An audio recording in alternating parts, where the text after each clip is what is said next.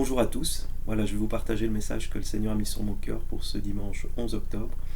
Alors je tiens à m'excuser pour la qualité de la vidéo, voilà, j'ai un petit souci avec ma tablette, je n'arrive plus à enregistrer, donc je dois voir un petit peu le problème, je tenais à le souligner. Mais donc voilà, j'espère que ça ira au niveau de la qualité sonore et au niveau de la caméra elle-même. Voilà, mais avant de commencer de vous partager ce que le Seigneur a mis sur mon cœur, j'aimerais prier. Père, merci encore pour cette occasion de pouvoir être à l'écoute de ce message, que tu puisses vraiment parler à l'un, parler à l'autre, que ton esprit puisse vraiment diriger toutes choses et que tu puisses être présent à nos côtés, te manifester et communiquer ta paix et ta joie, peu importe les circonstances par lesquelles nous passons. Que tu puisses vraiment, Seigneur, nous entourer, nous faire du bien. Dans le nom de Jésus. Amen. Voilà, alors le Seigneur m'a mis un message sur le cœur par rapport au climat et la météo par laquelle nous sommes passés, mais aussi à travers le climat et la météo un peu du monde, de manière générale. Ces derniers temps, il y a eu pas mal de pluie. Étonnamment, on a eu tout un confinement où il a fait super beau, vraiment on a eu du soleil, on a été bénis pendant tout le confinement. Et puis là, ces derniers jours, vraiment changement de climat. Depuis le mois d'octobre, là, on est vraiment plusieurs fois des tempêtes, de la pluie. Ici, je ne sais pas si vous avez entendu parler sur Anvers, il y a eu une tornade aussi. Donc voilà, et il y a eu plusieurs tornades un peu partout dans le monde. Donc voilà, la météo est assez bousculée en ce moment. Le ciel est très changeant. Et dans ce contexte-là, je me suis vraiment interrogé aussi sur le fondement des choses par rapport à, ben voilà, quand on se retrouve dans une maison où il y a la pluie qui tombe, le vent qui souffle, il y a l'inquiétude qui peut être là que la maison puisse céder, que ce soit les tuiles du toit, que ce soit le toit au complet. Voilà, il y a déjà eu des tempêtes, on voit dans certains pays, avec ce qui se passe en France, où tout un village est bloqué. Enfin voilà, si on regarde un peu les informations, on voit que la tempête, la météo peut avoir un gros impact. Je parle même pas des incendies, de la foudre, de l'orage et des choses comme ça qui arrivent. Et on voit aussi que la sécheresse peut avoir tout un impact aussi. Mais j'aimerais m'arrêter vraiment sur cet aspect de, voilà, là où nous en sommes dans notre maison, quand une tempête arrive, quelle est notre réaction? Certains ne sont pas inquiets, d'autres peuvent s'inquiéter parce qu'ils savent qu'il y a déjà eu des soucis dans le passé et qui pourraient se reproduire. Voilà, il y a déjà eu des choses qui ont pu être compliquées. Mais donc j'aimerais qu'on puisse vraiment se poser au final, qu'est-ce qui me rassure dans ma maison? Est-ce que c'est parce que je connais l'entreprise qui l'a construite? Est-ce que je connais les fondements de ma maison? Je sais que c'est une maison solide. Voilà, qu'est-ce qui fait que dans le cadre où je suis, ma maison est solide et je sais que je n'ai pas peur, je peux dormir sur mes deux oreilles malgré que j'entends peut-être les volets claquer, que j'entends les gouttes d'eau claquer sur les vitres, que j'entends sur le toit tac tac tac tac tac tac tac tac tac, et que je sens le vent souffler autour de moi, je sens vraiment qu'il y a la tempête qui est là autour de moi. Comment j'arrive à dormir sur mes deux oreilles? Et cette image nous fait faire un parallèle facile par rapport à la société, par rapport à ce qui est vécu dans cette société. Dans la société où nous vivons, pour laquelle nous vivons actuellement, il y a aussi toute une tempête économique où les fondements de l'économie sont en train d'être bousculés. Il y a une tempête au niveau sanitaire, voilà, est-ce qu'on va être reconfiné? Est-on dans une deuxième vague? Voilà, il y a beaucoup de choses là qui se questionnent et qui sont bousculées. Et dans tout cela, on est aussi, je pense, chacun d'entre nous à un moment aussi où on devient un peu essoufflé par rapport à tout ce qui se passe, par rapport à ces nouvelles normes, par rapport aux normes plus strictes, et où se dire, mais quand est-ce qu'on verra le bout du tunnel? Il y a un peu cette impression de faire du surplace et de ne pas voir le bout, et ça commence à devenir long, long, long, long. Et dans tout ça, on pourrait facilement baisser les bras, se décourager et se dire, est-ce qu'il y a un espoir? Et il y a un texte dans la parole qui nous parle au final de cette tempête qui peut arriver dans la vie sous différentes formes. Elles peuvent être physiques, météorologiques, elles peuvent être économiques. On peut perdre son travail et se retrouver sans revenu. On peut vivre une tempête dans la santé, perdre sa santé. On peut perdre sa joie. On peut perdre plein de choses parce qu'une tempête est passée. Et face à la tempête, quelle est notre réaction? Et j'aime beaucoup l'image du petit oiseau qui est au milieu d'une chute d'eau et de grands jets d'eau autour de lui et qui ne bouge pas. Et avec la question au final, est-ce que la paix, c'est vraiment d'être au bord d'une plage tranquille, posée?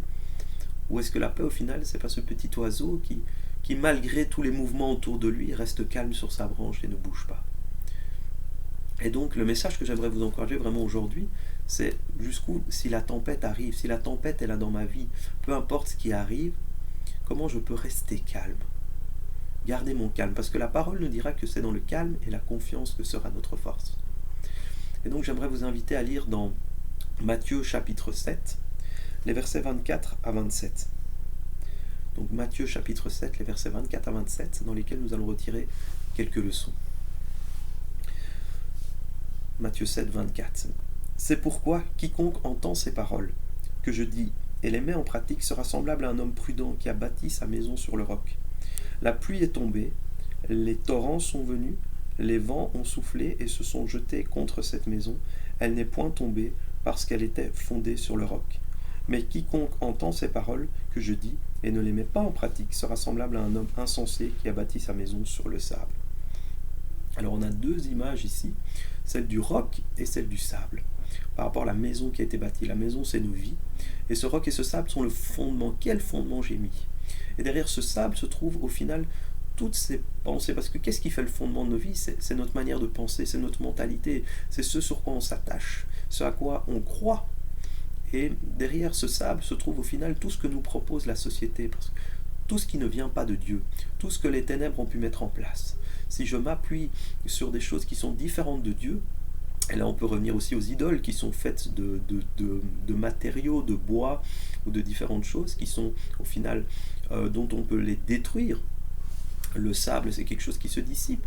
Et donc derrière cette mentalité qui au final n'est pas solide, qui est un fond mensonger, parce que là où n'est pas Dieu, là n'est pas la vérité, donc c'est du mensonge, donc c'est quelque chose qui peut se dissiper facilement. Et donc dans ce contexte-là, quel est mon fondement? Sur quoi je m'appuie? Sur quoi je positionne ma vie? En quoi j'ai confiance? Et ce texte nous commence en nous donnant la solution par rapport à toutes ces tempêtes qui peuvent être là dans la vie.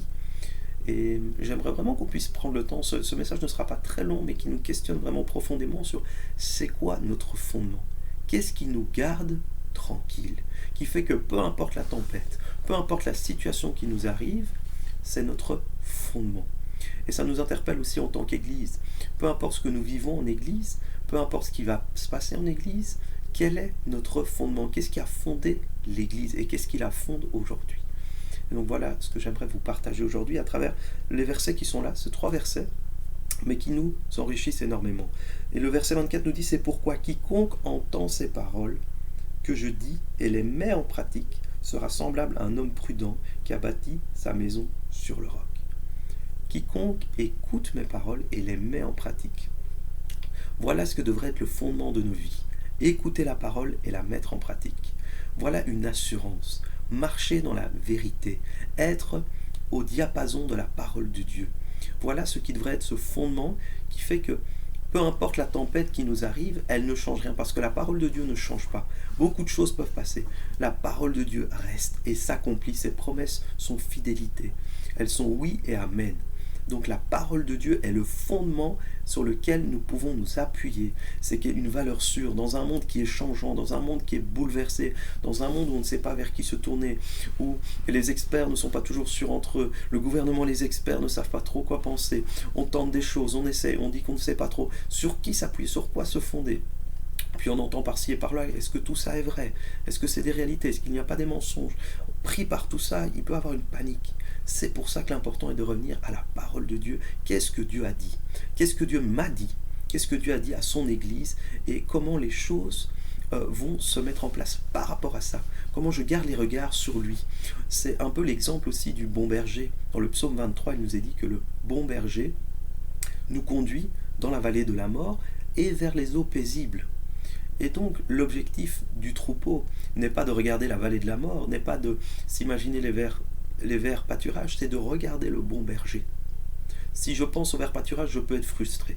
Si je regarde la vallée de la mort, je peux m'inquiéter. Mais quand je regarde le bon berger, je suis rassuré parce que je sais qu'il va au bon endroit. Je sais qu'il sait où il va. Est-ce que nous savons que Dieu sait où il va? Ou est-ce que nous en doutons?